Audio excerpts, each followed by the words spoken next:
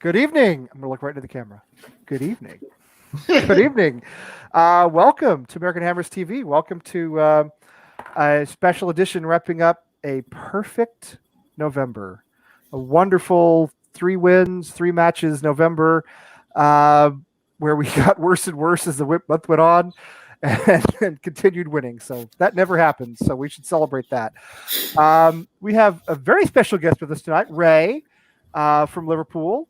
Is the bar is not open because there's a tier in his beer. He's in tier 2, tier 3, which is the old tier 2 or something like that. I don't know. The UK's system is almost as weird as ours. So Ray's at home tonight with us. We got Kostya again from DC, and we of course my friend Sally, who's with me a lot on Wednesday nights, who's freezing evidently. And right. No, we had a high of like 33 degrees today. I mean, it's definitely not cold in my apartment, but. Wow. I mean, honestly, my hair was kind of a mess, so I just popped it on, so I don't know that feeling at all. Bedheaded. Yeah, it was a little chilly here. It's 38 degrees right now outside. Wow. That's not too bad, but it's it's cold enough that I have a blanket. I have my blanket in this. There's no heat in this room, so I'm wrapped up, like an old lady. But anyway, hey Chris, look at this. Now Chris is in the chat room tonight. Now I happen to know because he sent it to us in our chat that we have for American Hammers TV. Chris went out and bagged himself a deer. All right, not long ago in Ohio. So that was awesome. He's got a new trophy to put up in his apartment or in his room. And the next time he's on the show with us, he'll show it to us. So I want to say congratulations to Chris, who also went to Vegas last week. So he's having a half decent run of it at the moment. Anyway, I'll say what I always say. If you want to be on the show, let us know. AmericanHammersTV.net or AmericanHammersTV@gmail.com or find us on social. If you want to be on the show and you're a West Ham fan anywhere in the world, anytime we can accommodate you. If you want to be on Hammer Shots, if you want to be on Friday Night Likes, if you want Katie to interview you, if you want to be on this show, it doesn't matter which. If you want to be on this show and go for 4 hours, also, minimum requirement is you have to have a beard. Minimum requirement is a beard. I see. Yeah, you don't have to have this much of a beard, okay? Because not many people do. But yeah, the minimum requirement of a beard at least. We've let Ray in without hair. So he gets special consideration for that because he has hair. Facial hair is the requirement. Right? Because he has the beard, he's going to have to stand on his head. So yeah, and if you're like me, it's we've put up the Christmas trees. We got Kostya's got his in the background. Ray's got his somewhere back there. Santa Claus down there as well. Santa Claus is down there. My Christmas tree is up downstairs, and my Christmas lights are up outside, and we're fully suburban. And so my thoughts have turned to Christmas shopping. And when your thoughts turn to Christmas shopping, what do you think about? You think about going to AmericanHammers.net and buying cool stuff like our flag, which always moves the wrong way, like our flag thing. You can see it back there on the wall, or T-shirts, or all sorts of stuff. You can get a fanny pack, so all the English guys can laugh at the phrase fanny pack with American Hammers TV logo on it. So we sell fanny. We don't sell fanny. Never wearing a fanny pack. We don't sell fanny, but we sell fanny packs. It's the next best thing.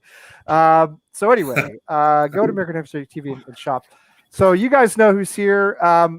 Let's get started so I don't waste any more time so we can finish before 1 o'clock in the morning Eastern time. Give me, if you guys don't mind, give me 3 impressions of the Villa game from 2 days ago now. Just any 3 things you want to give me. Players, how we thought performed, Moises' performance, whatever you want to do. Ray, we don't see you very often, so we'll start with you. 3 things you thought about the Villa game. Tough. Cheating. Right. You're allowed to use more than one word for each of them, by the way. You could expand. Right, so it was tough. It was tough because it was a hard watch. Like it weren't the best game to watch. No. No. Like I literally first 10 minutes, and then after that was crap. So it was just horrendous. I'm sure we're going to get into more on that in a bit. Yeah. Grealish cheating. He's got so much quality that he doesn't need to do that. And I'm embarrassed for him. Like, one of the things that even like, I don't know if you guys see on Twitter today, they were sending, they clashed into Panorama. He just took him out. Yeah. Yes, I didn't even notice that during the game. I never saw it, and then all of a sudden, it's away from the ball too. He just goes in and he just body checks it, basically. You know, this How'd guy they not- is going to be in the Troy Deeney Hall of Fame for players I hate. You know, guys I can't stand. He's going to get into that category here pretty soon because he's been an embarrassment to England. All right, he's a really good player. He's a very talented player. He's got a haircut from a '90s boy band. I don't really understand where that comes from. He's got a little bit the head of the penis haircut. You know, like you know what I mean, which is appropriate for him. But the diving and the cheating, it's not necessary. Anyway, go ahead. Tell us more, Ray. I'm sorry, I didn't mean to get you I'm sure we're going to agree this a bit more in a bit. And just VAR, it's just awesome, It's a wonderful, mess. fantastic. It's a yeah, mess.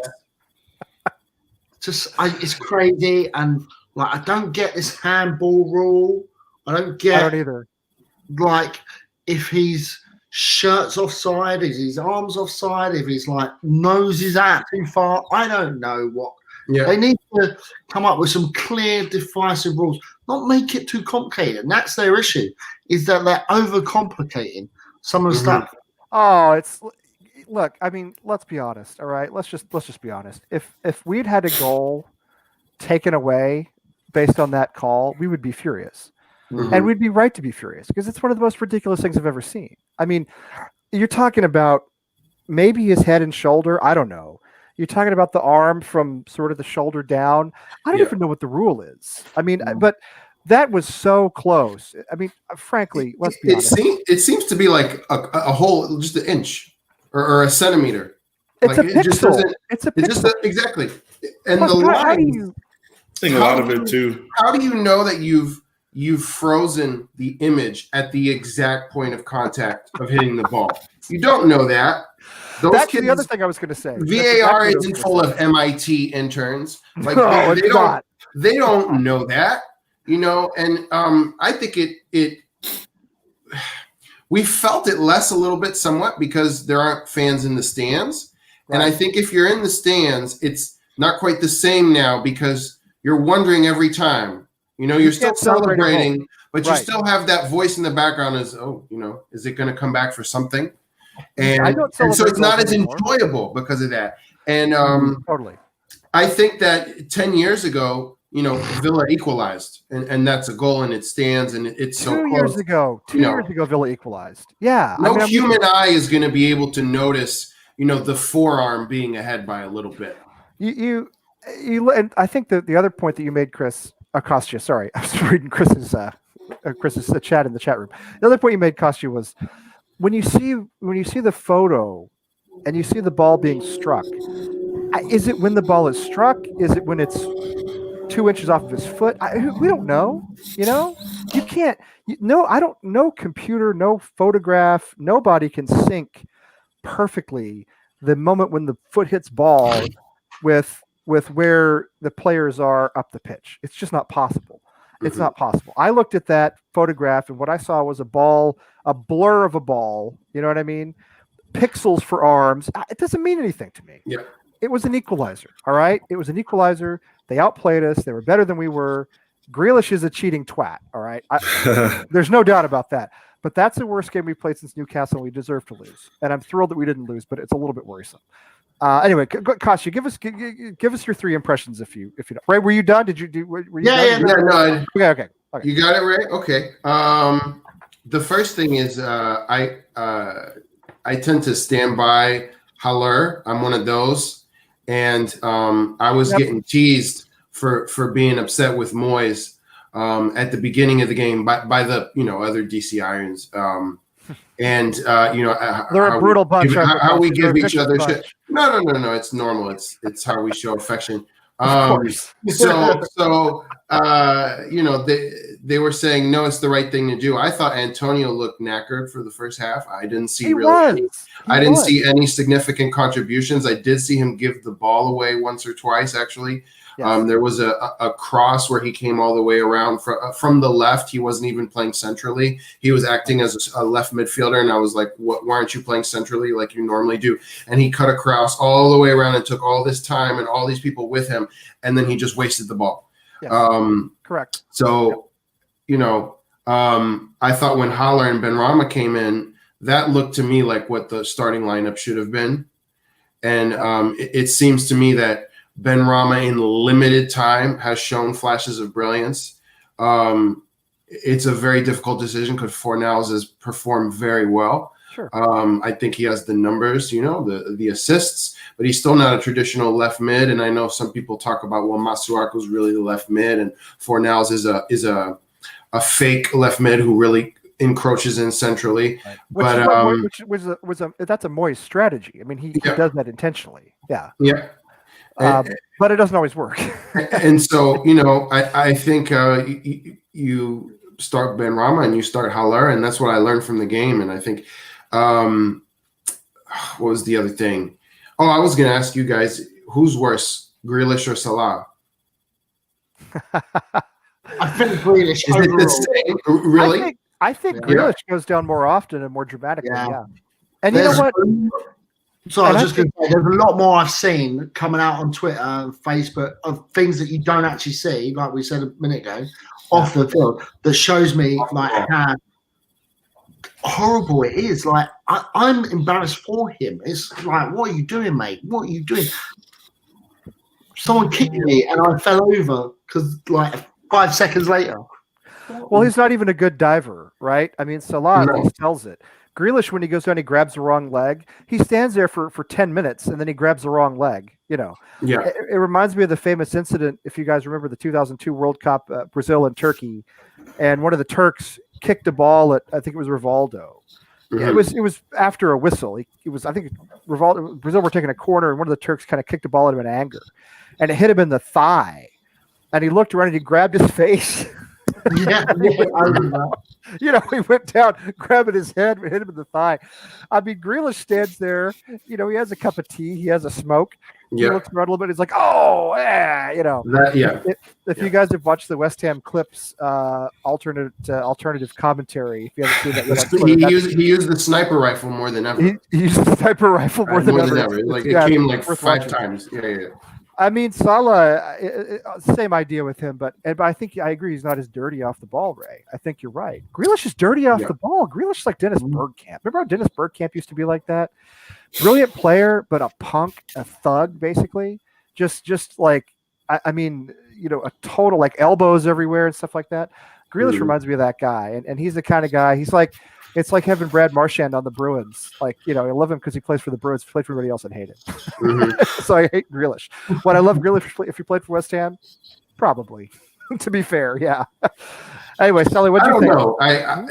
If he did that diving thing in our colors, I think it'd be.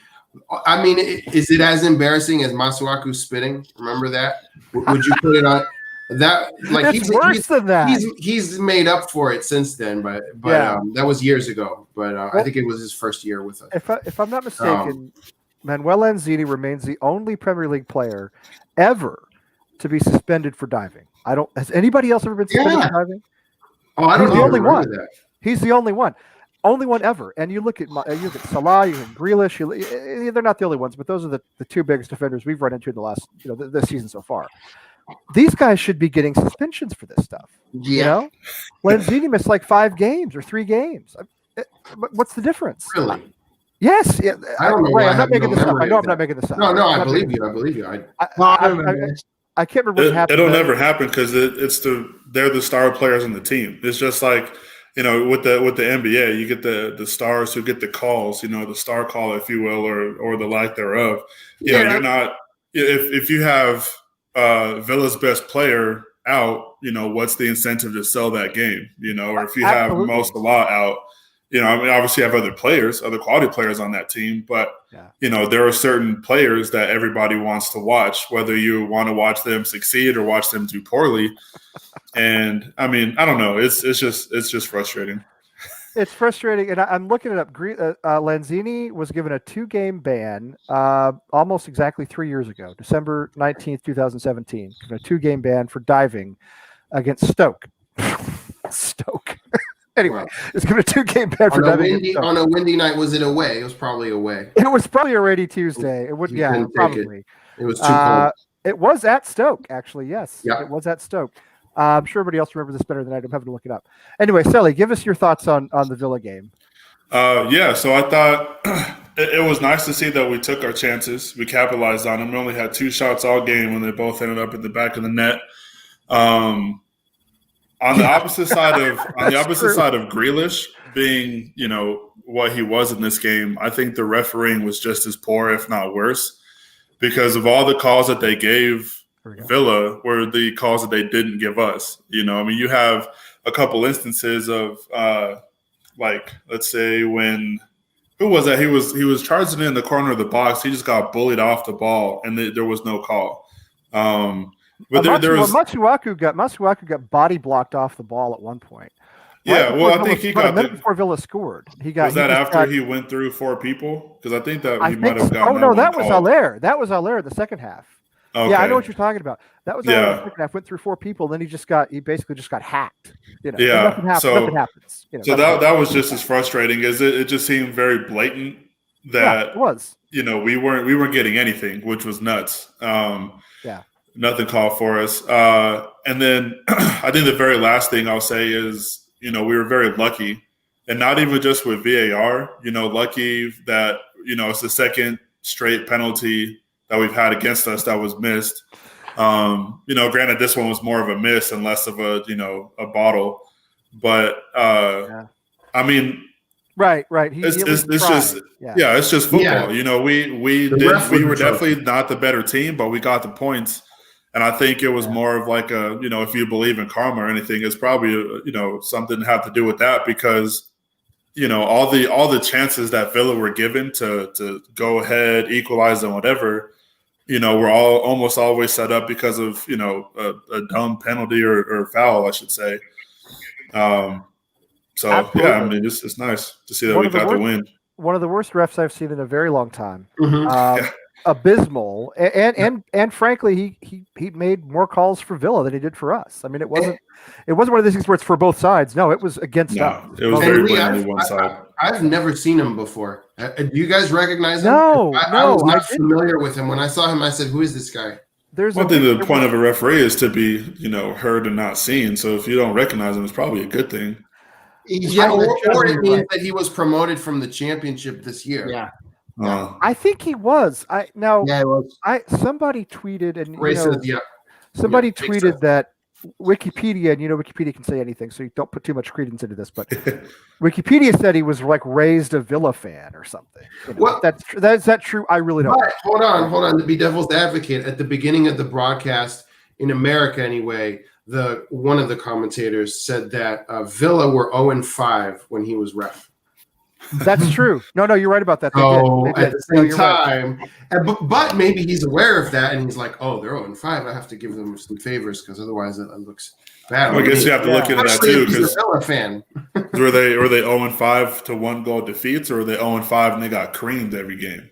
Yeah, well, they certainly didn't. That I don't know. Yeah. Peter Banks. Peter Banks is his name. Well, let's remember this too about Villa being 0-5 when he was, If any of those matches happened last season, they should have gone down last season. Don't forget, they stayed up on the phantom goal that Sheffield United scored that didn't count.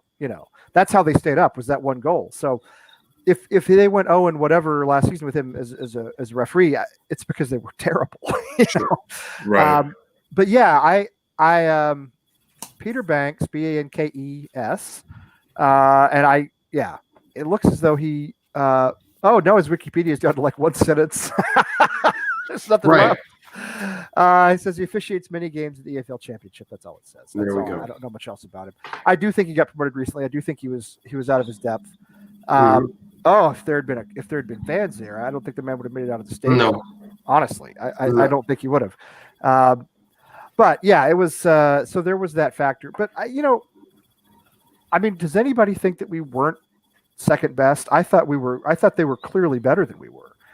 I feel as though it was 10 to 15 years of pent up karma that finally went our way. I disagree. I think it was a game of quarters, and I think in the first half of each, so the quarters, right? The first half of each half, we were better. Right there. And then in the second half, and then in the end, they were better. We just got lucky. Even they were outplaying us in the last 20 minutes or so, right? We got lucky. They hit the bar, the offside call. And I this probably is going to sound ridiculous, but I wonder how much of that is attributed to Ben Rama having no defensive abilities whatsoever. And I know that Masuaku is limited. Right. I know that he's not a left back, and he's he's kind of this utility player who fits at two positions, kind of.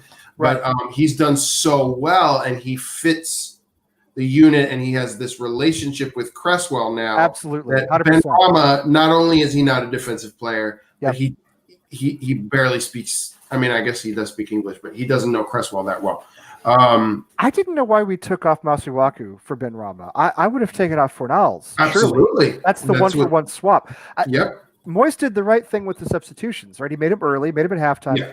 Antonio was clearly not fit and clearly not ready. It was a mistake to start him. Totally unnecessary. Absolutely. And you could if Haller has a howler of a first half and does nothing, okay, then see Antonio in the 60th minute. Right. Something. Okay, but why do you do that to his confidence? What does that say about man management? I mean, look, we're in 5th place, we're doing well, but why is it necessary to do that to someone who scored for Ivory Coast and then scored for us consecutive matches? And we need him. I don't get it. We need him to be the player he could be for us. He started Fulham, Sheffield United, better performances from him than we saw earlier in the season, I thought. He was more interested. He was running harder. He scored the winner against Sheffield United. We need him to be that 45 million pound striker. All right, we have him. We need him. We're going to have to rotate this squad. We can't have Antonio play 38 or 30 some odd games. He's not healthy enough. His hamstrings won't hold up to it. One thing I noticed in this game too, and especially after kind of rewatching the highlights and all that, was Haller takes up so much of a defensive presence. There's so many other people that are focused on him that it opens up everybody else. Because if you look at the goal at the second half, there's 3 people around Haller that allow Bowen to sneak up and get that header, which I think even if Bowen doesn't get it, Haller is right there to pop it in anyways. But totally agree. But yeah, there's 3 people around him in that goal, and then I think we have a free kick maybe 5 some odd minutes after that. And again, there's 3 people around Haller, and I think the ball wasn't overshot, but it went to the back to where Fornals was, and he was by himself because everybody is so focused on Haller. And I think that is where you get your difference between him and Antonio. Haller's just this big, broody guy who, wins every aerial duel that he gets, but at the same time, he's not just a dude who is only good with his head. We've seen him score some pretty miraculous goals with his feet and all that. Mm-hmm. So I think the fact that he's this big dude, that him, the presence that he takes opens everybody else up. And you could even see it with the pass that Benrahma got. There was nobody around him because they were so focused on Haller, so he was able to get the ball and take his time to kind of dissect the situation and give him a good pass. No, I think you're absolutely right. I think that's a great analysis. Yeah, go ahead. Unpopular decision. I actually agree with Moyes. I would have started with Antonio. And I think that was I thought it would be the right decision. However, and there's 2 points to that. Is because I think he was so amazing beforehand that he had to give him a go. And if he's gone to the player and said, "Look, can you play? Are you fit enough?" And Antonio goes to him, "Yeah, I'm ready, boss. I want to get out there for the team." Right. You're gonna have to listen to him. But he's going to say that even if he's not fit. He's going to say that. You don't have to listen to him. You're the manager, and you have to take into consideration his injury history. Right. And that's why I don't play him, because he loves to re-aggravate the same injury. He's done it happen 2-3 times already. That he pops his hamstring that he already popped 4 weeks ago or 3 weeks ago because you didn't wait, and you have Haller there and you're going to put him on the bench. He just scored. Sorry. I hate to gang up on you, Ray, but I'm sorry. I'm with Kostya on this one. I am. Do you know what this also shows as well? How well Haller took it. Because if you look as he's coming out of the he was smiling in the celebration. Yeah. No, as he come out of the tunnel at the beginning of the game, he was talking to Rice, and he was he seemed like he was encouraging him, which I thought was really good. And then he come on in the second half, and he worked his socks off, and he's done really well. So to me, it says, all right, I like your attitude. Got a good attitude. You're a team player. I'm liking you a lot more. But I agree. And I think that will help him going forward. So I don't see Antonio playing to start off with. I think it might be beneficial for us in the long term because I see Antonio. I've always seen Antonio as probably the impact sub. Yes. Oh, 100%. Yeah, I agree with you 100%. I've said that plenty of times. You know, he's the kind of player who he's just so, you know, he has a low center of gravity and he's like diminutive. You know, he comes in, he blows people off the ball, he gets past whoever, but he's not well, I mean, I can't say that he's not able to do that for 90 minutes because he's recently showed that he can, but just not at a consistent rate. He can do it for 90 minutes, so, Kelly, but not for that many games.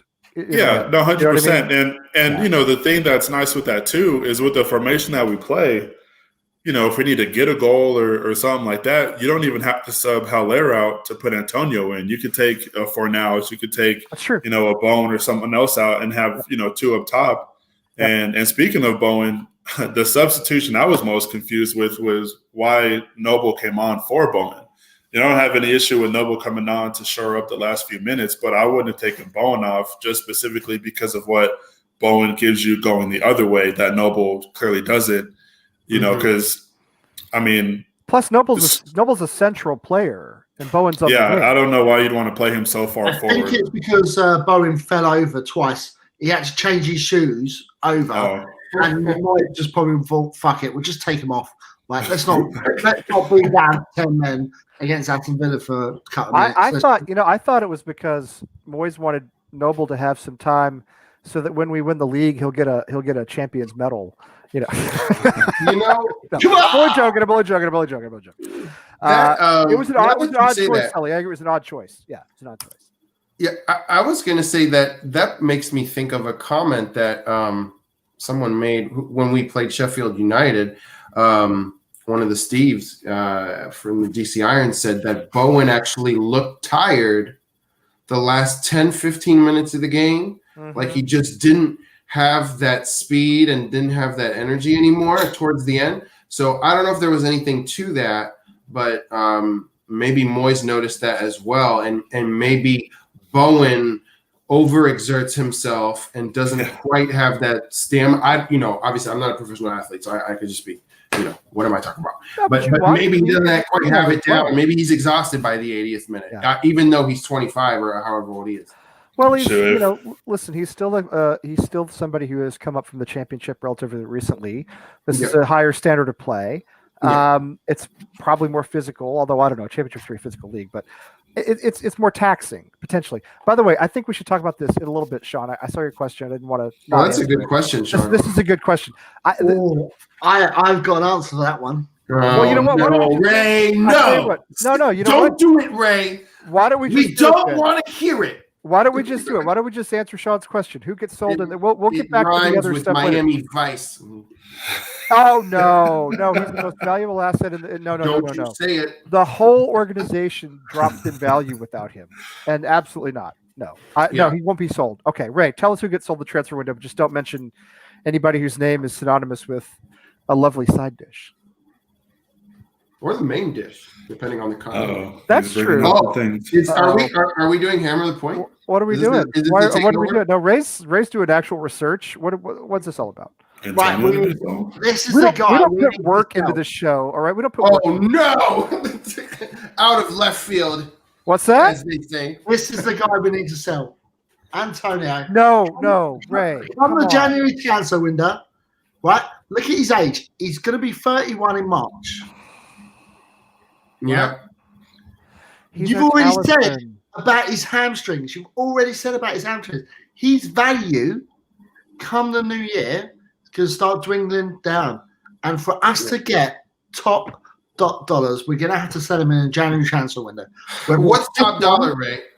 What would we get for him, What do you think Ray? we get? That's what I'm 30? asking. What would we get for him? You think we get 30? 25 to 30 mil. No. I don't think we get that much. Do you? Yeah. You're telling me. I do. And his recent run of form, sure. I think 30 at most, but I think 30 is a number you could hit if you're okay. Okay, so you think we give it? What are his wages? All right, is he killing us with wages? No, I don't think he is. He's probably 5th or 6th, around 90K maybe. I don't see 80K? the value. I don't see the value in selling him because one, he is potentially an impact sub, as Sally said, and as a bunch of people have said. Two, I think he's still our talisman in a lot of ways. I think he's still somebody everybody loves.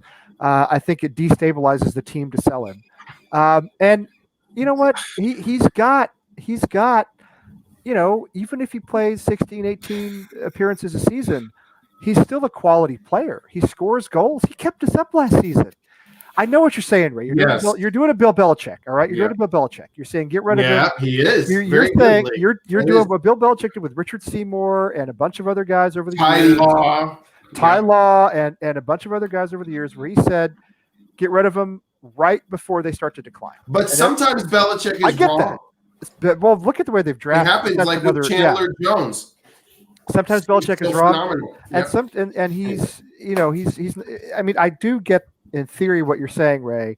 You don't sell them when they're on the decline. You sell them when they're just about to decline. I get it. Mm-hmm.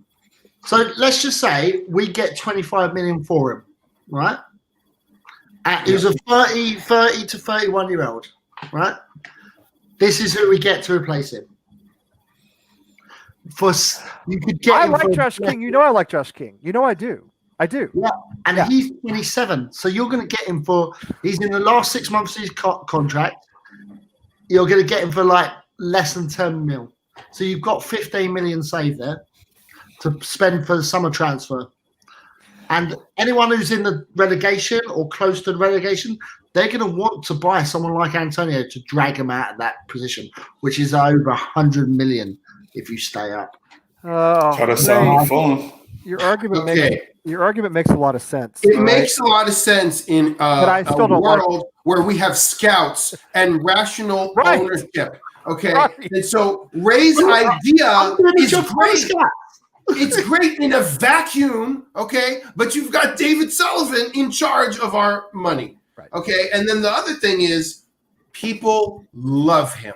That's the other thing. He is beloved, okay? Maybe after Noble and Rice, he's English. He's got the big personality. He drives Lambos off the road in a Santa Claus suit, okay?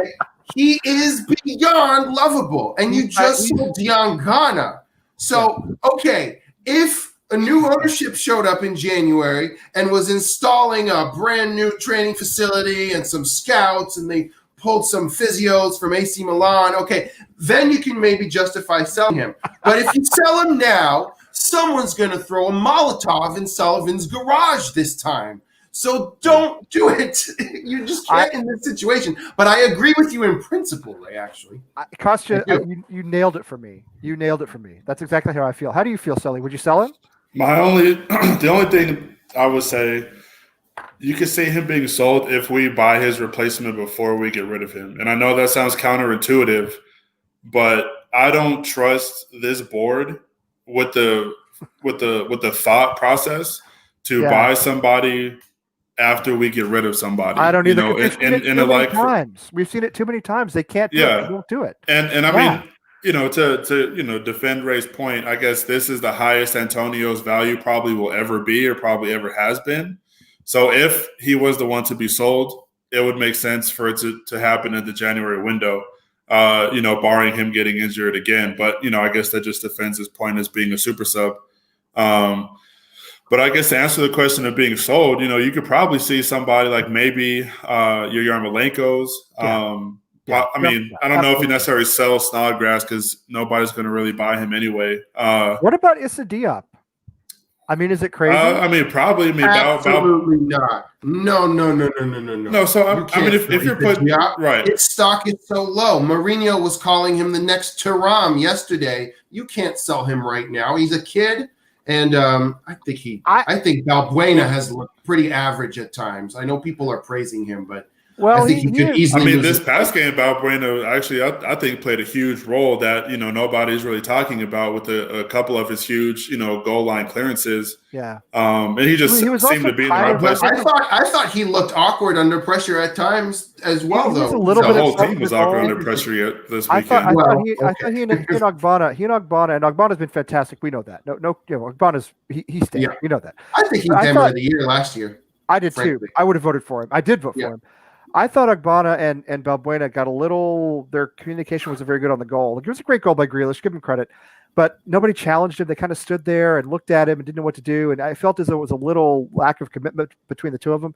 I'm throwing out. I love Issa Diop, right? Personally, I have his shirt from last season or whenever his first season with us was. It's weird with all the coronavirus stuff. I can't remember what happened when, but anyway. I love this. So real quick, talking about Ogbonna, Grealish's goal was a deflection off Ogbonna's foot. I'm watching the highlights right now, and if you look at the camera angle behind Grealish, Ogbonna pokes his foot out and it hits off like his toes, which is what causes it to go in the corner. Not that it's anything against him. It's doing what a defender should do. It's just unfortunate, but just funny. I noticed that when we were talking about him. He and Balbuena kind of came together and kind of stuck their feet out. It wasn't textbook defense. Yeah, no. I mean, like I said, I'm not blaming him at all. It might have gone in regardless. It wasn't great either. Yeah, but and so I mean, I think with Diop, you sell him if you sell him. If all on potential. Because the first year that he came here, him and Balbuena were rocks back there. They were great, and Diop was up 60 million pound conversation at the point or at that time. I kind of wish we'd sold him for that. If you want to know the truth, I mean, probably, but it wouldn't have made sense then either because we didn't have anybody to back him up. At the time, I said he's an 80 million pound player minimum. Don't sell him. Now, if we'd have pocketed 60 million for him a couple of seasons, last season, whatever that was, it might have been a good move. But that's in retrospect. So to be fair, I mean, I'm not going to say that. At the time, I agreed with not selling it, but I think a lot of that too kind of goes into the point of saying, like, in recent years, one thing I've noticed is people have taken their opportunities when presented. As far as like Antonio, when Haller was out, Antonio rise to the occasion. Yep. Balbuena.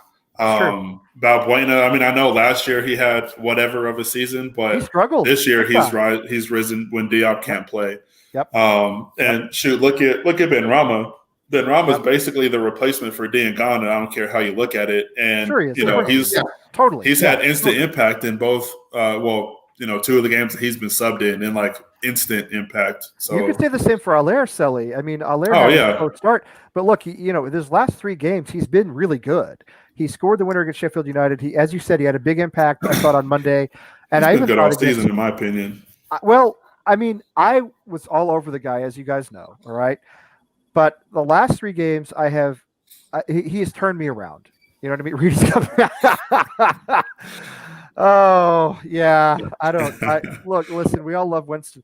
All I want is for Winston to sign with Kansas City full-time and then for all this COVID business to end so that he can come to New England and I can come watch him play in New England, and and cheer for a West Ham.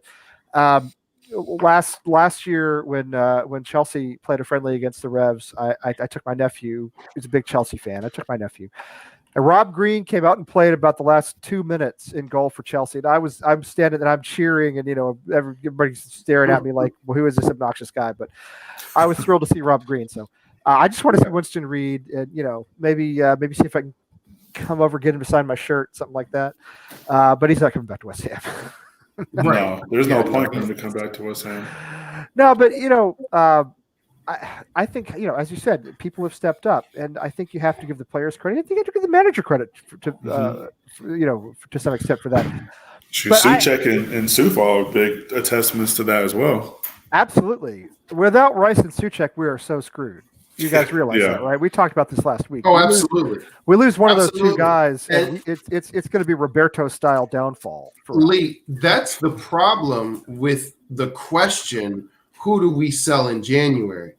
Yeah. That question on its own is problem because I feel that you have to buy 2 for every 1 you sell. Yeah. Because we're at bare bones. We're thin. And if you look at the number of players signed versus players let go over the last 5 years, it's a down, here. Yep. There we go. Okay. Yep. It's a downward facing line, right? Everything's backwards. And it's because it's a mirror image and all that. So that happens all the time. And so I don't think you can afford to let anyone go. I think letting Snodgrass go is pointless. I think he's great professional to have in the clubhouse. I think Yarmolenko's a good shout, but I still think you have to buy, and we're probably not going to do that. We might add a couple players. It's going to be cheap again. I would like to see. This is really getting even on the team. This is really getting into the weeds here. Costa, I've got a question for Costa. I've got a question. Where you can get the money to buy these two players from? Right. Okay. So I'm hearing. Remember, last week. I gave my little takeover update from what I read on Knees Up Mother Brown, and there's been an update since then. But it's not going to affect the window either way, right? So even if a bid was accepted, it's not enough time. So no matter what, you're not going to have money this window, period. And what part of the update said was that, and I don't know, how they have access to what information they're looking at, financial information, but it seems that, Sullivan and Gold's businesses and Summers, the office real estate that Sullivan owns, a lot of those things are, not getting customers, not full. And it's really hitting them in the pocket. And I believe we took out a loan to buy Benrahma, which doesn't make sense because we were told the Diangana money was going to him, but the Diangana money went towards the Sebastian Aller transfer. That's right. It paid off Aller. Yeah. We're in a situation where even if you sell Antonio, I'm not convinced the money doesn't go to that loan that bought Benrahma. No, I feel the same way. Unfortunately. I feel the same way. With the current form of the team, do you need to sell anybody? No, I mean, you can't. You only sell to try to buy, right? I mean, I do agree with bringing in Josh King. All right, I think Josh King is a great option for us. I think he should be our priority actually in the window if it's possible to get him in. But to me, at this point, who has it? The only players you could sell who would have any value. Ray is right about Antonio. He would have value right now. Yeah. Obviously, Declan Rice, but we can't do that. We just can't do that. If we do sell him, it's not going to be in January. It's going to be for big money in the summer. Who else is going to bring in any? Snodgrass, Yarmolenko. Greg Dawson. Nobody in the right. Snodgrass, you're not going to get more than £1 million. That's my whole point. I'm sorry, you're not getting anything back. Any of those. Yarmolenko, 12 to 15. Oh, I don't think you'd even get that. No, definitely not. 8 or 10. I don't know.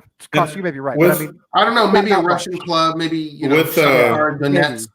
The sound of China. It worked before. Who does Slavia Prague have coming through the? They don't. Oh well. Because they're our provider now. Do they have another Bulldog fullback they can sell us on? Yeah, exactly. They scored a lot of goals. I think one caveat you have with, and Ray kind of touched on it as well, but I've been thinking about it since he had said it, was, he would more than likely, Antonio, that is, would be sold to a team that is definitely in the bottom of the table. But I would be cautious that $30 million would be a tag that they would pay for him because those teams don't have money to begin with. Right. So, I'm sure you could get, you get double digits for him, 100%. Right. But at the same time, I wouldn't be too safe to say it'd be $30 million for a club January is down there. not the big spending window, Anyway, Ray, go ahead. Fulham have got a mega multi-millionaire behind them. Yeah. They might be. They're just flirting with relegation as who owns Fulham? Yeah, but I don't know if Fulham's going to want to pay £30 million for a backup because they got a good striker already. Guy who owns, what team is it? It's a good point, Sully, though. Not the Falcons.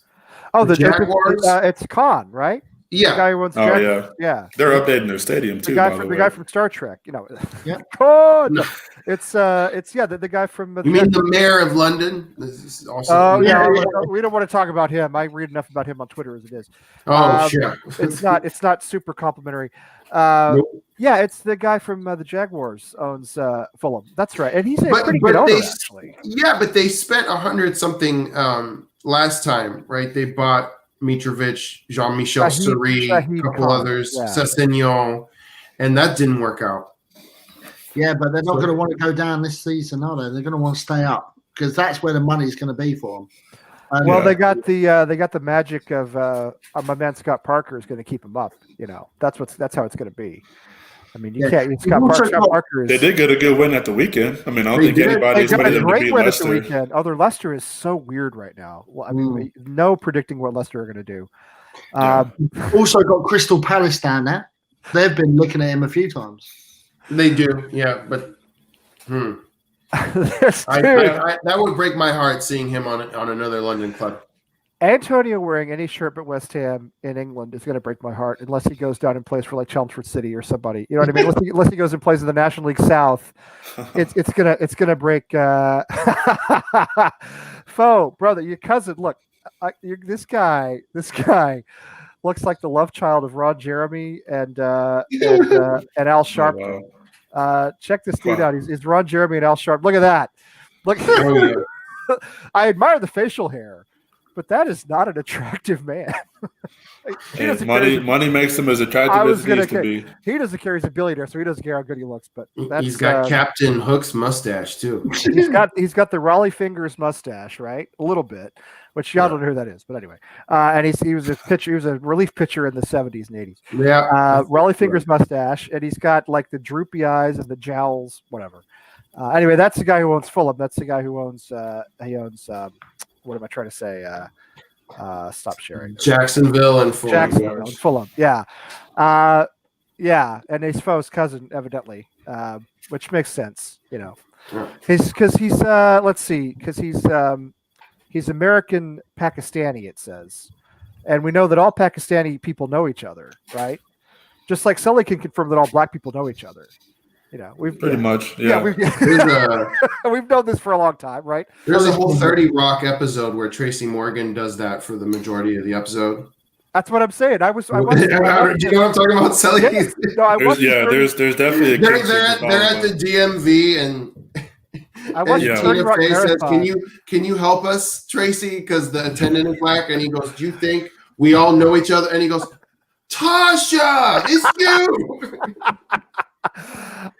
Tracy Morgan is terrific. I'm from Texas, which means I know all Texans. Okay, Matthew McConaughey, I could call him right now. He'd pick up. He knows me. All Texans. All black people know each other. All bald people know each other. Ray knows what I'm talking about. All bearded men know each other. That's how we all know each other because we have beards. So Foe knows. What did I say? This guy's name was Shahid Khan, because they have Pakistani origins. So it makes total sense. Now, there's another question that I think is worth asking that somebody asked way up. Have we? Where did it go? It was Foe, as a matter of fact. Has the league figured out Moyes' tactics? And this goes back to what I wanted to talk about earlier too, before we got to transfers. I feel as though we've, what's the opposite of progressed? We've regressed these last 3 games. I thought Fulham. I know the way we won was, sketchy at best, but we hit the bar. We had a lot of chances. We just didn't take. I thought the Fulham performance really wasn't that bad. I thought Sheffield United was a little bit worse. They're just a really bad team right now. I thought Villa, we were just plain outplayed. You know what I mean? So do you think he says no one believes it? Well, he may be right. I don't know. I told you I believe you. I told you. I believe everything you say. So dude, I cannot get enough pictures of this guy. He is cracking me up big time. I don't know why. I can't stop looking at him. Shahid Khan. Look at this dude. Wait, where'd it go? Hang on. There he is. Wait. Oh, it's not doing it right. Oh, hang on. Now it's going to do it. Okay. There's Tim in the meantime. Look at this dude. Gary. What? I mean, he looks like that on purpose. The hair, the mustache. I think it's fantastic. It's just Well, he can. He's a billionaire. He that's can do what I whatever mean. He can wants. do whatever he wants. He can do whatever he wants. He could wear large flamingo-shaped glasses as well, and he'd still be a billionaire. That tie is worth more than my house. I guarantee you. The clothing he's wearing from the shoulders up would pay for like most of the houses in the town I live in. Anyway, so getting back to Foe could be 007. I mean, maybe. So do you guys think that Moyes had this great 5 at the back wing back system? Is it still going to work, or have they figured it out? Do they have a sussed? I feel as though our performances have kind of these last few weeks, and we've gotten really lucky these last 2 games in particular, to come out on top. Sheffield United are just terrible, and then Villa just bottled it. Now we go into Manchester United. They're an enigma. You don't know what you're going to get out of them. They lost to PSG today. They looked terrible. They were all over the place. But they came back and beat Southampton last week when they were down like 3-1 or something. So what do you guys think? I'll go first because I like this question. I don't think that it's necessarily the fact that teams have figured us out. I think it's more so the fact that we have played the same system against teams that we shouldn't play the system against. Mm-hmm. We play the counterattack system, and why do we need to counterattack Sheffield United? Why do we need to counterattack Fulham? Those are teams that we need to press and impose our will on. So when you play the hang back, we'll wait and see what happens. You're bound to get exposed. And, like you said, which is why I wanted to see Benrahma, which is why a lot of us wanted to see Benrahma in the starting 11 instead of. But not Marco Lee. That was ridiculous. Well, not for that. But Benrahma for Fornals, not Masuaku. Yes. That was crazy. I didn't understand that at all. Anyway. I don't get it. No, it made no sense. Anyway, keep going, Sally. Sorry, I didn't mean to. Not just the confusing substitutions, but you don't need to use that formation against those teams to begin with. Get a more attacking style against those teams, whatever that may look like, because we're still not going to play 2 strikers. But at the same time, we don't need to play the system we play now. We'll be just fine against Manchester United because it'll work good against teams like that. You look at Tottenham. All Jose Mourinho does is counterattack, and that's why that's why they're sitting number 1 in the league right now. But he adjusts. He does. Against teams that Tottenham should demolish, and for the most part they've been beating the teams they should be this year. But then they go up to Manchester United, play the counterattack, and get 5 goals out of that game. So well, and we talked about it too, Sally. I know you and I talked about it before we played Fulham. Go back a month, and we said the same thing.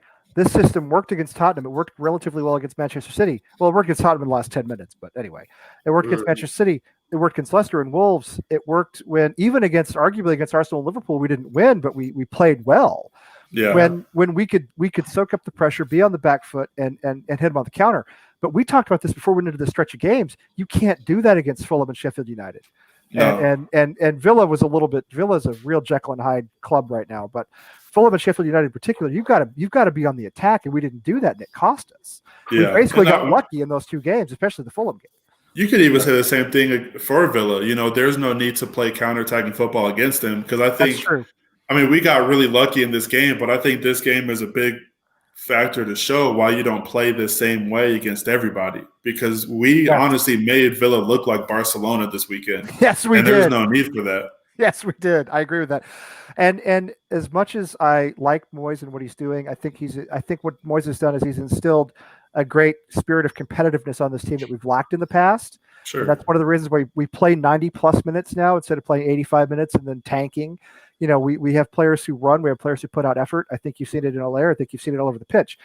But he sticks with his starting 11, and he's too inflexible, and he won't rotate the squad, and he won't change his tactics. And I think somebody here said it in the chat room earlier that, his plan B, he started with his plan B at halftime on Monday when he put in Benrahma and Allaire, and he said, all right, now we have to change what we're doing. But I'm with you. When we have Manchester United this weekend, and that's one where you can play that counter-attacking style. Probably should. Yeah.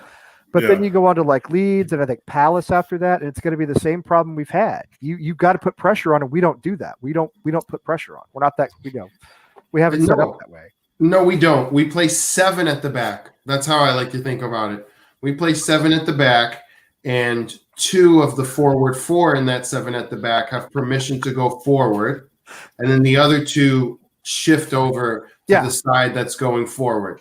Yeah. You never have, Masuaku fully forward and Sufal anywhere further than the halfway line. And it's kind of like a what is it? It's what's that anchor-shaped torture device that swings pendulum? Back and forth? It's kind of like that, right? We shift like this. Anyway, it's an anchor-shaped torture device. It's like a guillotine, but I don't know. I don't even watch that many horror flicks. It's this thing that goes like this, right? And it's like a blade. It's like a curved blade. Yeah, but it swings like a pendulum. It's like a curved blade. It's as good a description. It's as good a description of supporting West Ham as I've ever heard. It's an anchor-shaped torture device. Anyway, you're right. That's our formation. What I was trying to get at is that I don't think we have a plan B. I think that's why the subs are so late, and I think that's why. I agree. Really, he looks to put in players that fit kind of the same way in the formation and that are going to spell whoever's the most tired. I don't think there's a plan B. And I think that when you play Sheffield United and a Fulham, you're actually hoping to nick a goal like we have because you're playing conservative. And like you say, Lee, you can't counterattack, right? You have Haller or Antonio kind of sitting and waiting for that counterattack to move towards them. And because Sheffield United don't have that pace, because Villa is just Grealish, really. Especially with Barkley. It doesn't. I don't think we've been sussed out. I just think the schedule has been the way that it's been. And I think that we've actually shown that we're better so far this season than Leicester and Wolves because I think that was actually the best time because they don't have quite the quality of City and Spurs. They want to finish where we want to finish, which is 4th to 7th, right? Yeah. Europa, maybe Champions League if you're lucky. Yep. And that was the most encouraging part of the season to me. But Antonio was pivotal, and now you have Haller up front, and that's part of I think what's affected our performances as well as the strikers change, and it's a different style of striker. Yeah, and I feel as though Haller is I will give him a lot of credit for doing more to adapt to the system he's in. We talked a lot about how he wasn't getting the service he needed, and he probably still isn't, although I'm hoping Ben Rama will remedy that a little bit.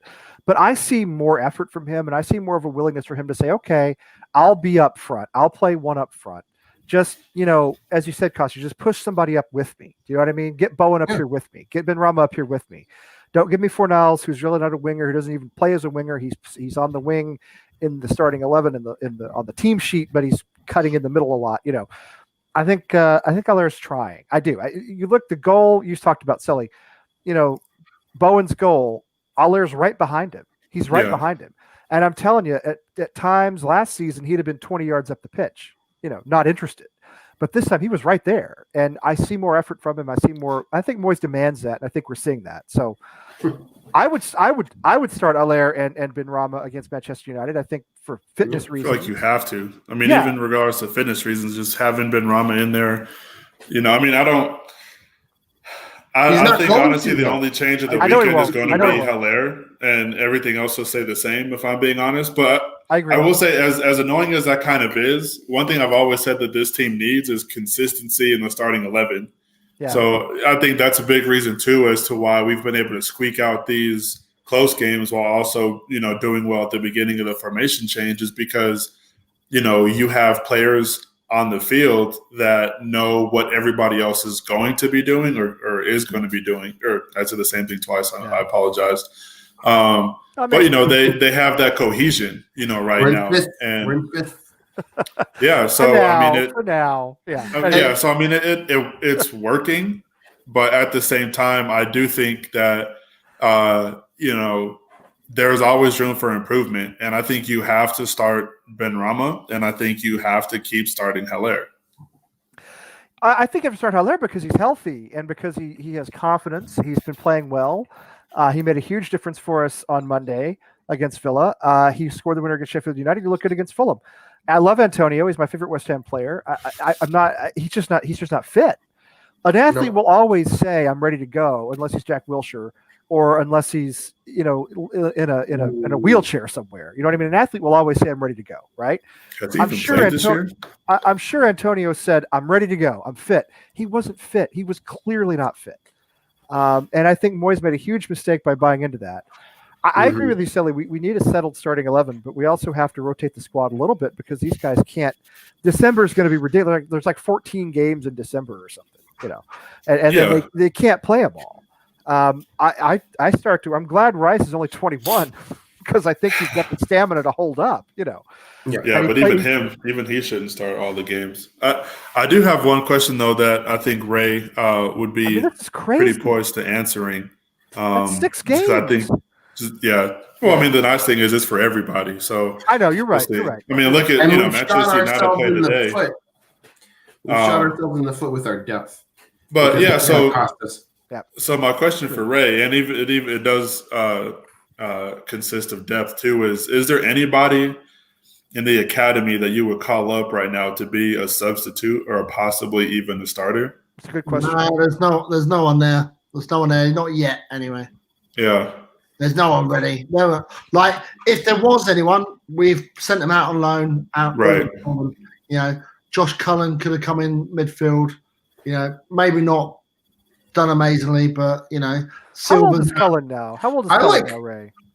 25, I think. Yeah, no. But we sold him. He's gone.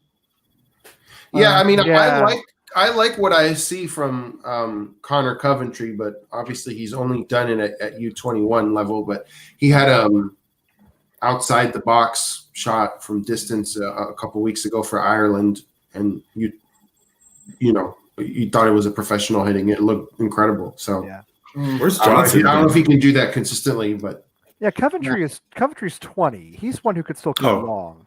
Nice. I mean, I trust Ben Johnson to come in at center back and at right back, but funnily enough, I think defense is where we have the most depth at this point because you have Johnson, you have Fredericks, you have Jop all in the wings.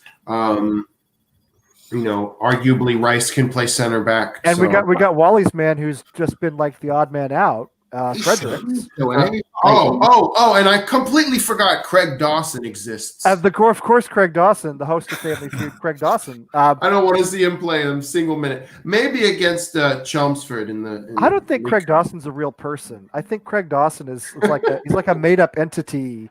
That Sullivan, he made him up to throw us off some other path somewhere where he's like stealing money from the club, Anyway, he made up. I'm going to come up with, or either that or Craig. I believe we signed him, and instead did not receive as much compensation for Ngakia through the tribunal. I think there was some sort of agreement there.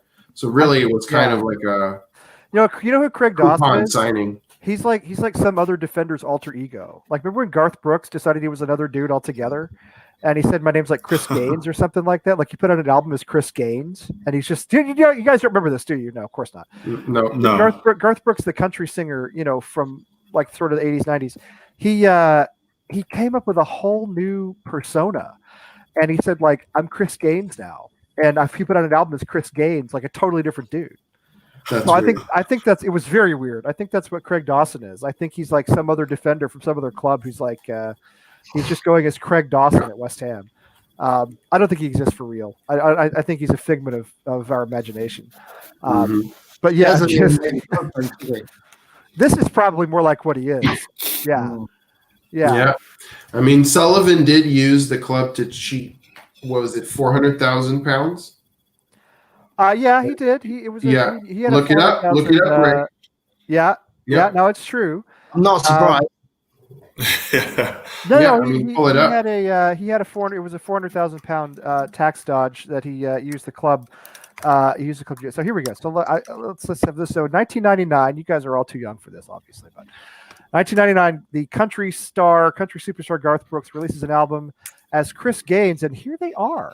So there's Garth Brooks, the black cowboy hat. He's country singer.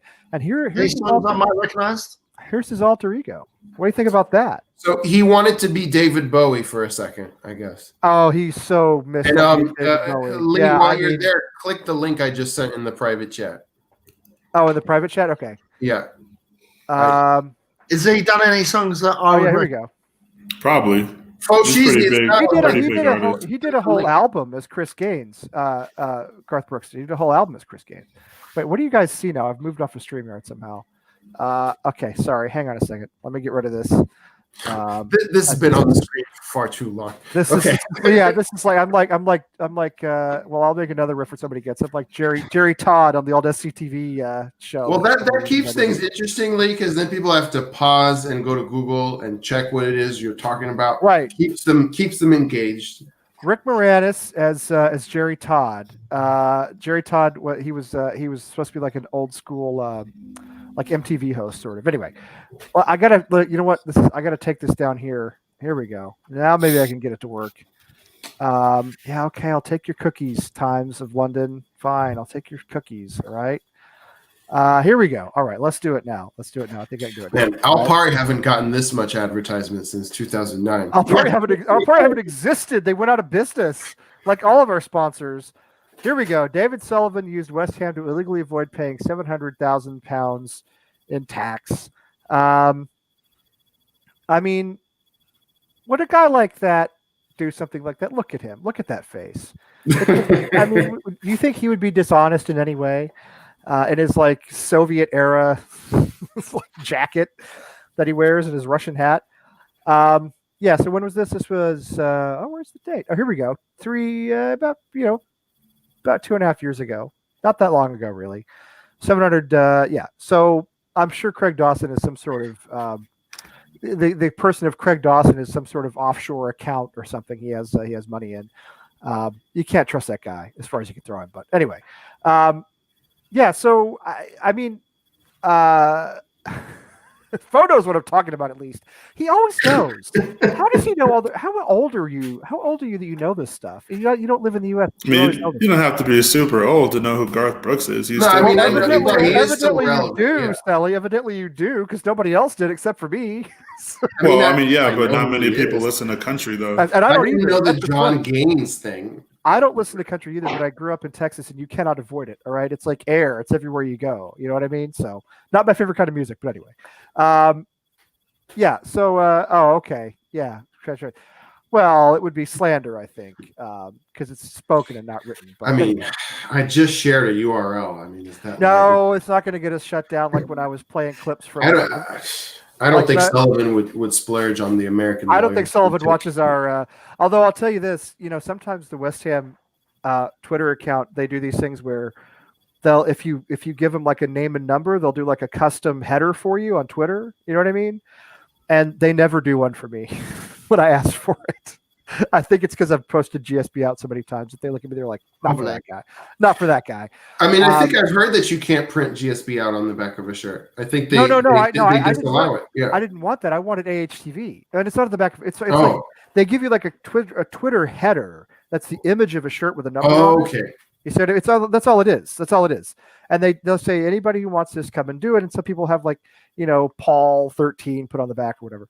So I asked for AHTV 19, which is the year we started, and they never do it. So anyway, I don't think they like me very much at all. David Gold has now disabled comments on his Twitter account. Have you noticed this? Yeah, it's been like that for a few weeks. Yeah, he just gets a ton of abuse. I'm very polite to him. I always say, please sell, David, please. Yeah. I'm very polite to him because he's an old man, and I don't think it's his fault. But anyway, I actually met his nephew, and his nephew was a cool guy, and I if you believe what I said last week, which is that Gold is ready to sell and Sullivan is the one who doesn't want to budge. I believe that. And Gold does not appreciate the dirt on his name, as you would say. Whereas Sullivan is a lot, what's the word? He doesn't care. Stubborn, and it doesn't hurt him in the same way that it hurts Gold, and I think Gold cares about his legacy more in that manner. And is more likely to actually be a real West Ham fan. I believe his story, whereas I think David Sullivan's really a Cardiff City fan. I think Sullivan is an absolute liar. I think the guy. I think he's disgusting in many ways, quite frankly. But let me ask you guys this. We're only going to go about 10 or 15 more minutes, and I'm not joking. Right? I'm serious. All right.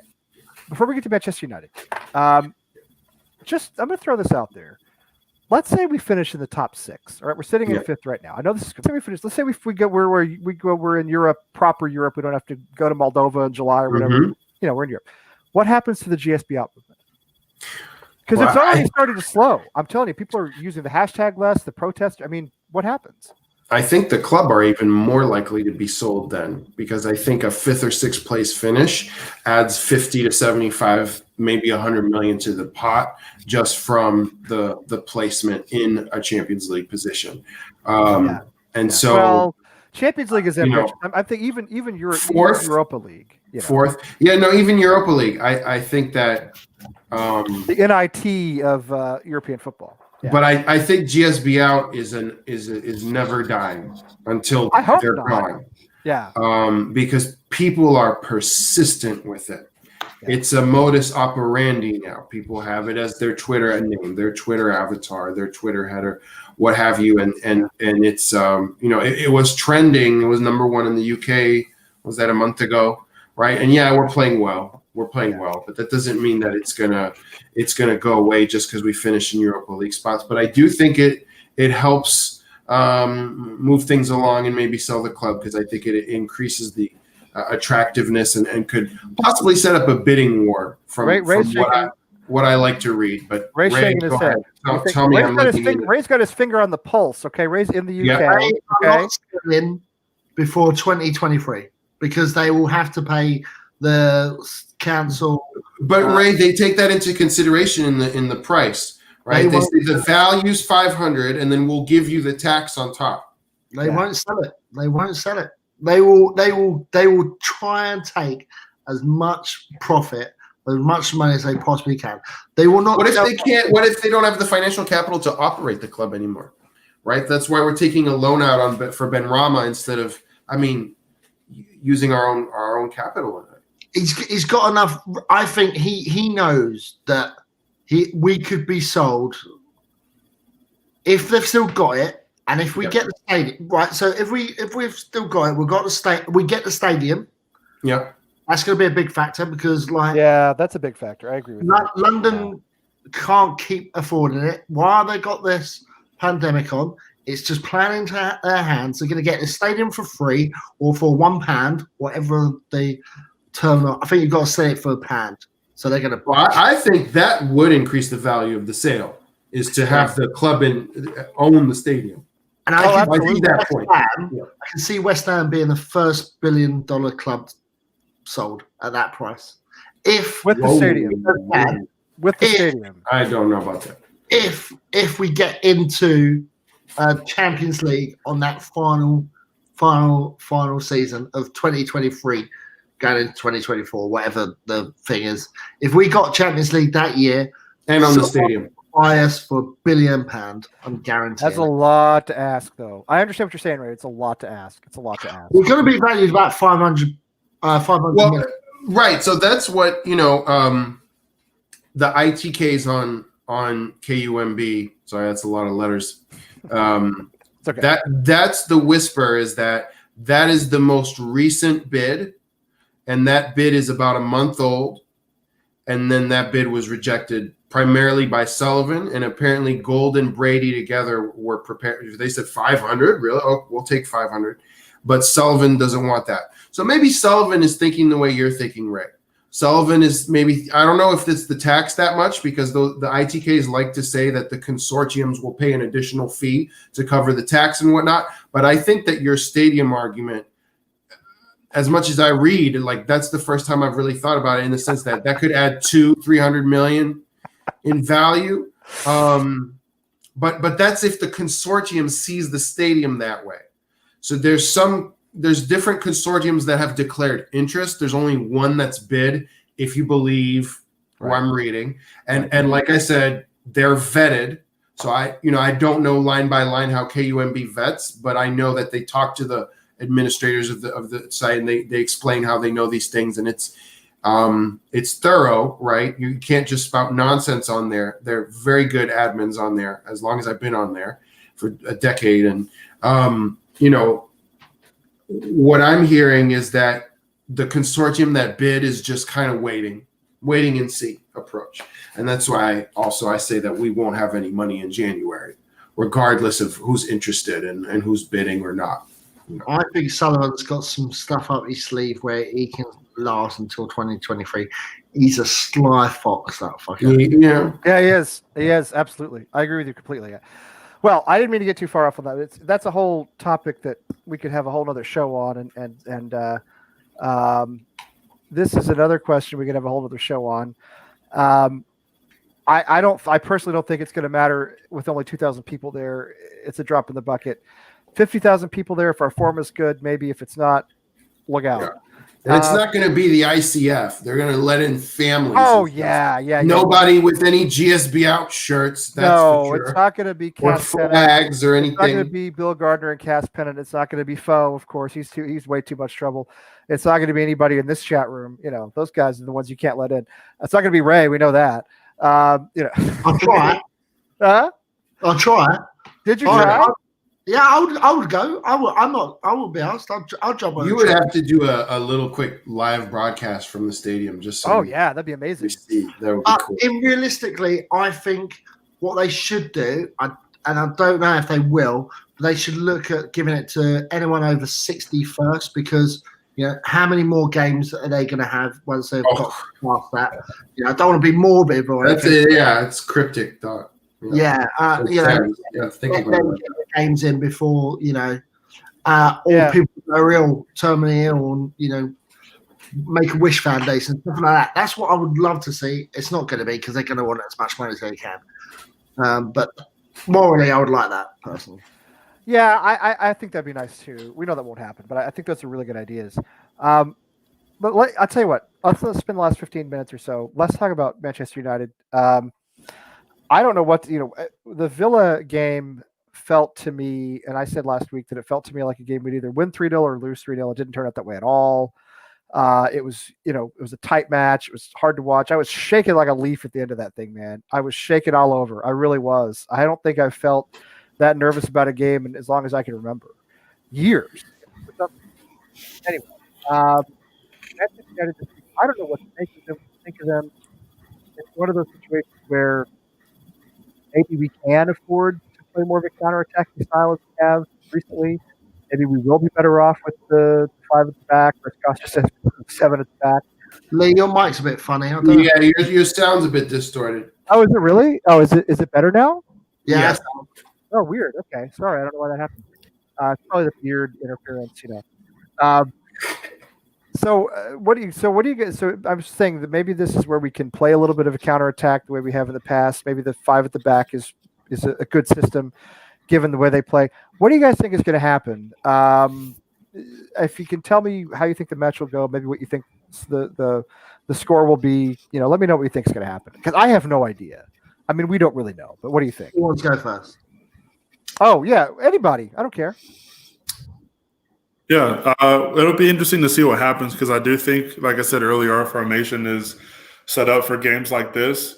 But it'll be tough because Manchester United have won their last 4. Well, they lost league today to games. PSG.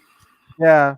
Yeah, but that's not in the league. Well, they have Neymar and Mbappe, so yeah. Neymar, Bowen. But I mean, this team will be confident, because I mean, we've beaten Manchester United, a handful of times here in London in the past few years, and True. I mean, there's honestly no reason to fear them. I mean, the one thing I think you can definitely count on is Fernandes converting a penalty, because it's Manchester United. But other than that, I mean, we have the pieces. I would love to see Benrahma start, because I think this is a game, made for him. But I don't see why we can't get a couple goals. They're all the money that they've spent. Manchester United is not Manchester United. And there's no need to fear them. So I think we'll be just fine. We shouldn't fear anybody at this point. Nobody. Listen, I mean, I look back at Manchester City. We should have won that game. Liverpool, we should have won that game. I mean, Manchester United are a mid-table club, just like I was going to say just like us, but we're actually at 5th, and I think they're right behind us now that I think. Yeah, they're in 8th, but they're like 3 points behind. Right. So, and I think they have a game in hand as well, if I'm not mistaken. So, but the point being, they're not this is not Alex Ferguson's Man United of 20 years ago. This is a different club. Shoot, 10 years ago. Exactly. So I think you're right, Sully. Nothing to fear. There's nobody in the league we should fear at all right now. I don't know. So do you have? What do you think we pull this one out? Do you have an idea or? I put everybody else in the spot, then I refuse to make a prediction. Right. No, I mean, I definitely always normally err on the side of caution, so I'll get a little crazy because why not? Yeah. And I'll say 3-1 to the good guys. I think it could happen. Stole my scoreline. Okay. All right, Costa, what do you think? I have a speech and stuff, but the selling that's the scoreline I was gonna go with exactly. I have to go with a scoreline like that because if you remember, which you probably don't, because you don't pay that close attention. Last week I said we were going to win 4 consecutive games. You did say that. No, I remember that. I've got. Well, I'm talking to the audience, Lee. I know you pay attention. I did pay attention. Yes, absolutely. I've got the first game right, and I think that we're catching Man U at the right time. Like Robbie said, they're going to be a little tired. Fred is a little bewildered from his ridiculous red card today. Plus, his name is Fred. His name is Fred. I think Villa haven't got any Trezeguet. You can't. I mean, he took.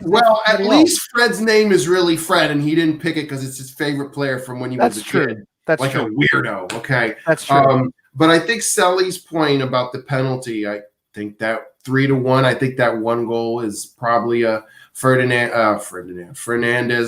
penalty, and I could see 3-2 maybe as well, but I'm going to stick to 3-1. I think the counterattacking works really, really well.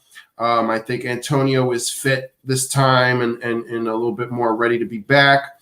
I think the substitutions will be the exact same, if not at the beginning of the second half, maybe a little later into it, because I think we'll play very well. 3-1, and we're going to kick butt. 100% they get a penalty. There's no question about that. That's who they are. Ray, what do you think? I'm worried about this one. And the reason why I'm worried is because Man United's front are quite tall, and Cresswell is going to have to mark one of them. And if Cavani gets on Cresswell, he's got no chance of stopping him with a header or something like that. So I can see set play corners going in. I'm a bit concerned about that. So. Yeah, we have lost. Yeah, but I'm gonna go 1-1 just because I can't do it. I could. I could definitely see this being, the game that we, finally lose, out of our recent streak of success. And there'd be no shame in that whatsoever. No, there wouldn't be any shame. I agree. I'll tell you, it feels funny to me though, because I feel as though again the last 3 games we have declined, we have regressed, whatever the word is, gotten worse kind of progressively. It's weird. If we were playing Leeds this weekend, I'd be more worried. Manchester United, I have a confidence. I'm still worried about playing Leeds, I'll be honest. I am too. Leeds Leeds and Palace worry me big time. But I'm not worried about Palace at all. Well, because we never beat Palace, but because they shouldn't throw stones if you live in a Crystal Palace. It is a cool name. Just made that one up. It's a good name for a club. Sorry, but it is. It's a good name. I like the clubs with weird names because it's not like what we get in American sports. But if it were Leeds this weekend, I'd be really worried. With Manchester United, we'll show up for that game. We always show up for those games. I'll never pick us to win because it jinxes us, But I could definitely see this being like a 1-1 or a 2-2, and I don't think it's a shock at all if we win this game at all. I'm kind of with Costa on this. I think we have a run. I think the problem is going to be when we hit December, real December, after this game, we get into those 5 other games. We get to like Leeds and Palace, and they get close together, and you get players who are tired, starting to get injured. That's when we're going to see what we're really all about. Yeah, I mean, I agree with what I don't remember who exactly said it, but Manchester United have they traveled today from France. They're only got 3 days off. you know, and then have to travel again. I mean, I know England's not that big of a country, but they still have to leave where they're, you know, comfortable to go to an away game. And the weird thing is, go ahead, Sally. Sorry. Oh yeah, no, I mean it definitely plays into our favor, but you know, at the same time, like I said, you know, like people in the chat have said, you know, Manchester United still have the quality to legitimately pummel us if they were able to pull it all together. But I don't know. I mean, I'll be nervous for it, but I'm not necessarily afraid. But also, wouldn't be surprised if we lost. If any of that makes sense. And we're kind of lucky we're in management there because you just don't know what you get. If I had a different manager in there like Poch, then I'd be even more worried. Oh, if they have Poch as their manager, they'd probably be first in the table, if I'm being honest. I agree with you. Yeah, they have a terrible manager. They've mismanaged the whole club now for years because they're one of the biggest clubs in the world, and they're not filling that role right now. You know, they could be so much better. It just feels to me again. I always think, well, Champions League in the middle of the week. And by the way, they have to win next week in Champions League too. If you look at where they are, they play Red Bull, Leipzig, and they've got to win. They've got to at least get a draw. They've got to at least get a draw because if Red Bull beat them, then Red Bull go through and PSG are playing that Turkish club, and that's a likely win for them. So Manchester United could be out of Champions League very easily after next Tuesday, I think it is. And Solskjaer will be sacked by then if he is. Right. Oh, 100%. Yeah. And so, right, exactly. So this little game with us in the middle of those two Champions League games is a tough one for them. Wow. The problem is I always think these clubs are going to come out of Champions League exhausted, and they come in and they're on fire. It's like because they played the middle of the week, they have momentum, you know, and they come in and they just thrash us. This feels as if this happened over and over again. When we say, oh, they'll be exhausted, they'll be injured, and they're not at all. I do think the positive thing is they lost. And that's going to make them nervous. And do you know what I mean? I think it's going to make them nervous. Too late. Two kids that I know of, John. Two kids that I know of. You know how that goes. Anyway, I know you know how that goes. I know you know how that goes.